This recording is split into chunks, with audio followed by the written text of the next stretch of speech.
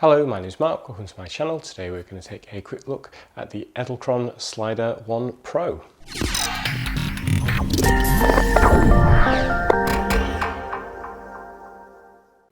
The SliderOne Pro is a really nice bit of kit. It's got a lovely premium feel to it. It can be used with mobiles and DSLRs. It travels about 20 centimeters, and on the top you've got a bubble level. The B represents the end, so you've got an A end and a B end, that's used in the app. And you also have a 2.5mm shutter trigger section, cable sold separately, as is the battery. I found that this was the same battery as my Canon 80D. The tripod mounting port on the bottom is the larger size, so that will work with some tripods but not those with the small tripod head that you would use with a DSLR. You can simply pop in an adapter that just screws into the bottom, and then you're able to use this with tripods that have quick release plates or that go straight into DSLRs. So in order to use this little slider, you're going to need to download the app, so you will need a mobile available to control the slider. You also note it's got the larger thread type on the top, so you won't be able to pop your adapter straight on. You'll need to get something to convert them. I've been using this Edelkrone adapter. This is the flex tilt head. It's really good. It just opens out. There's quite a lot of options you can use this for. So just screw that on.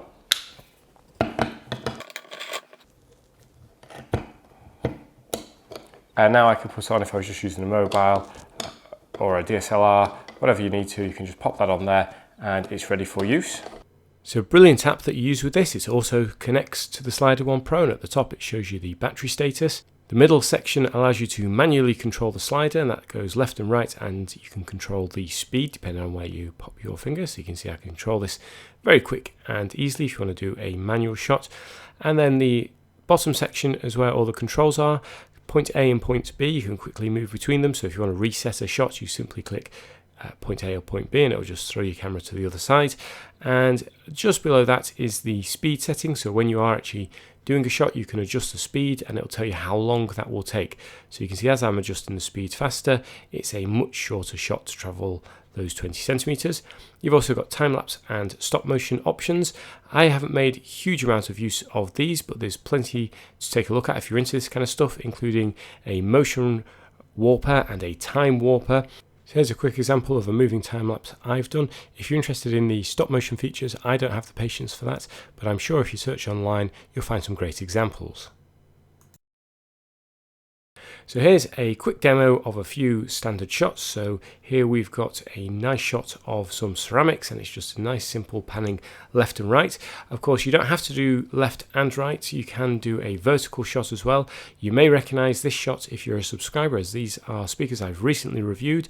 So this is how I got the lovely vertical shots going up the back of the speaker to show off all the ports. The camera in use is the Canon 80D, and that's on the Flex Tilt Head 2. So now we're recording on both these cameras, and if I hit slide, what you'll get is a nice sliding motion on this one while the Canon obviously stays static. You can see it's going at a fair pace. We can reduce that and slow that down. And I'd be interested to know if you can hear this on the OnePlus 6's audio.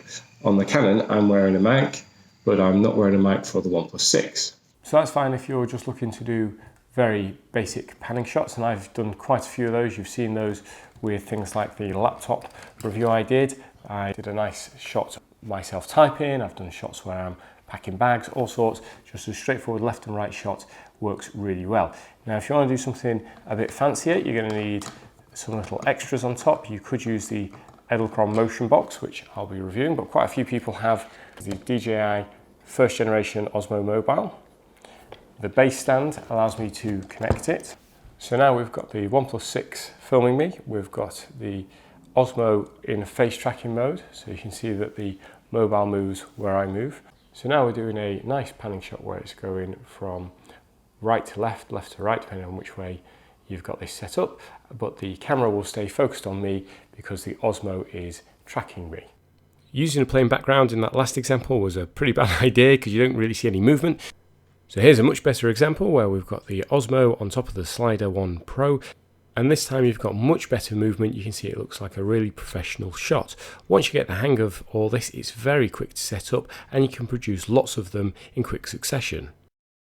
So there you go, that's the Edelkrone SliderOne Pro. I really like it. I think it offers an interesting dynamic to your videos. It allows you to do all sorts of things, but you really get the most out of this when you attach something else like the Osmo Mobile or the Motion Box, and that way you can add an extra dimension to your movement.